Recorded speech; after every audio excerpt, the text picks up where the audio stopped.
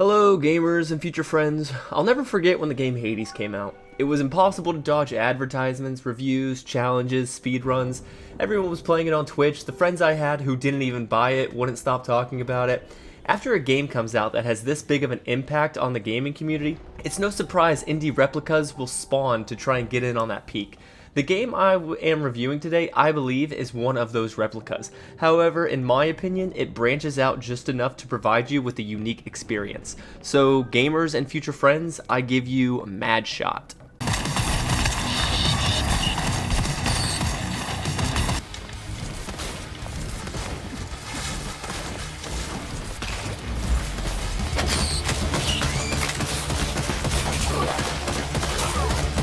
Madshot is a 2D action roguelite that has a strong similarity to Hades, whether it be the 6 optional weapons to start out with, the sectional climb with bosses at each peak, a hub area with NPCs, random traits to be unlocked, currency to use back in your hub area to unlock traits to further your runs, or even the little nested area you see after every boss.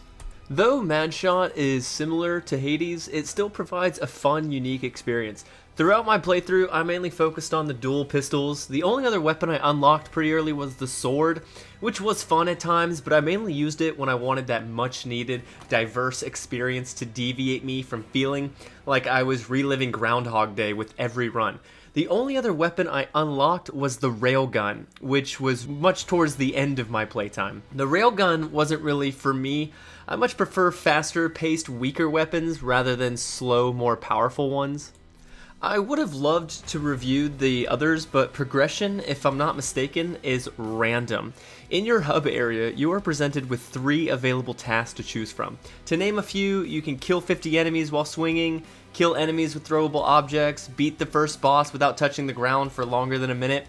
Now, for each of these tasks, you can see the reward that you would get after completing it, so you can set it up to help progress any specific build you are going for. However, these are also where you unlock weapons, and in my 5 hours of gameplay, I was only able to unlock 2 of the 6 weapons.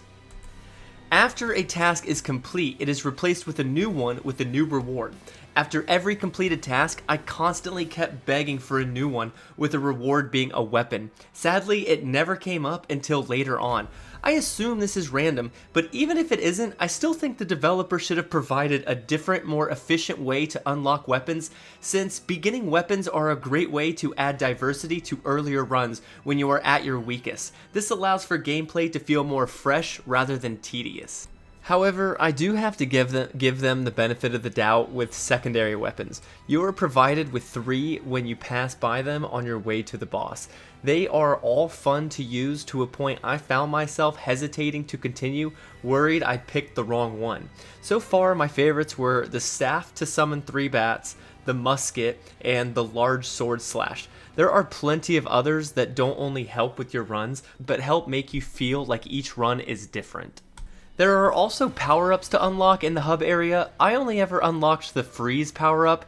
This felt like the strongest and most efficient, so I kept it through my playthrough. Your progression with every run is just like Hades. With every completed room, you get a reward, which, if you pause the video, you can see them here described on the left side of the screen. However, unlike Hades, which provides you 2 options, Madshot provides you an in-depth display of what rewards are to come from every path. This was a feature I loved, and I hope it continues in other games. Some games can leave you feeling bummed out after you spent the first 3 rooms building a specific stat, for the rooms later to provide you stats that have a much less impact on you. Madshot's method allows you to think ahead and plan accordingly to be as powerful as you believe you can be with the provided information.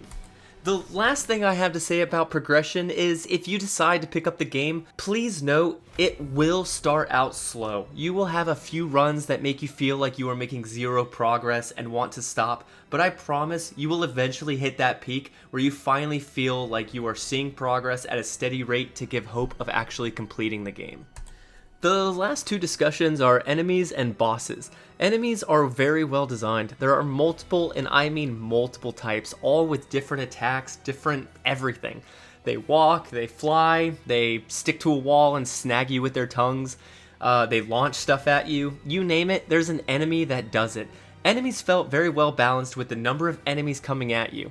They never felt too easy or too buffed. It was a very well balanced, and there was never a death that left me blaming the game, but instead for my own lack of skill or my own stupidity.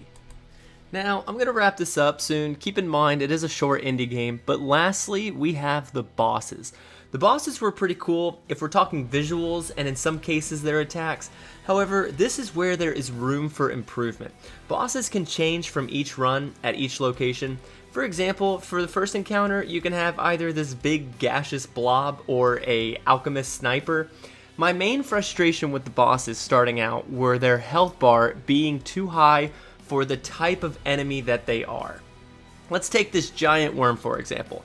When an enemy comes in and out of the screen from location to location to points where you're unable to hit it, all this is additional time to a boss that the player has no control over. So if you have two bosses, each with the same health, with one going off screen and back in screen, and one staying in, you are adding unwanted time to the player for every second that one boss is off the screen. This leads to me wanting specific bosses on my runs and feeling pissed when I'd get the annoying bosses. And holy shit, did I get that worm a lot of times in my runs. To a point I felt my time was wasted. Keep in mind, this is only for a few bosses and doesn't dictate all of them. So, to close, Madshot is an excellent 2D roguelite that, if you're someone like me who is currently waiting for Hades 2 to come out and are looking for a perfect filler for the time being, I recommend picking up Madshot for the much needed dose of roguelite. And that does it here, gamers and future friends. I hope you all have a wonderful day.